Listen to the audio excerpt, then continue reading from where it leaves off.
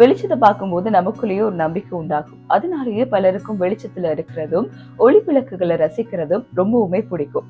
அப்படியான ஒளி விளக்குகள் ஒரு உயிரினத்துல காண கிடைக்கும் போது, அதை நம்மளால தொட முடியும் போது, கையால பிடிக்க கிடைக்கும் போது நமக்கு கிடைக்கக்கூடிய சந்தோஷம், உற்சாகம் அளவில்லாதது அப்படின்னே சொல்லலாம். ஒளியால் உள்ளங்களை கவர்ந்த மின்மினி பூச்சிகள் பற்றி தான் நம்ம இந்த வீடியோல பேச போறோம். இந்த மின்மினி பூச்சை நம்ம என்னதான் பூச்சி பூச்சி பூச்சி அப்படின்னு சொன்னாலும் அது பூச்சை இனத்தை சேர்ந்தது கிடையாது.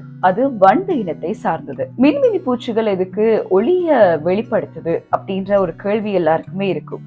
அது எதுக்காக அப்படின்னா, தன்னோட இணையை ஈர்ப்பதற்காக தான் மின்மினி பூச்சிகள் தன்னோட ஒளிய வெளிப்படுத்துது. இன்னும் சிறப்பான ஒரு விஷயம் என்னது அப்படின்னா, இந்த மின்மினி பூச்சிகள் தன்னோட இரையை பிடித்தவுடன் சாப்பிடாது.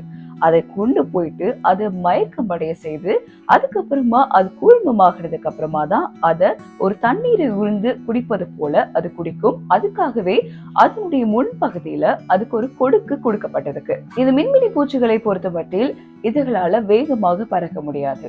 அதே சமயம் பெண் பூச்சிகளை காட்டிலும் ஆண் பூச்சிகள் தான் அதிகமாக வெளிச்சத்தை வெளிப்படுத்தும். இப்போ நீங்க கேட்கலாம், இந்த மின்மினி பூச்சிகள் மட்டும்தான் வெளிச்சத்தை வெளிப்படுத்துமா அப்படின்றத கேட்கலாம். ஆனா கிடையாது.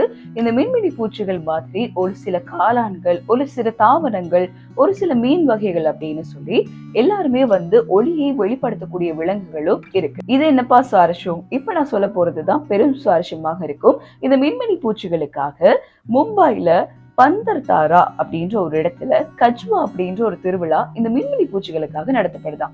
எனவே ஏதாவது ஒரு பூச்சி உங்களுக்கு பிடிச்சிருந்தது அப்படின்னா, இல்லைன்னா ஒரு விலங்கு உங்களுக்கு பிடிச்சிருந்தது அப்படின்னா, இதுக்கு ஒரு திருவிழா நடத்தணும் அப்படின்னு சொன்னா அது எந்த விலங்காக இருக்கும் அப்படின்றத கமெண்ட் செக்ஷன்ல கமெண்ட் பண்ணி வைங்க. தொடர்ந்தும் இணைந்திருங்க.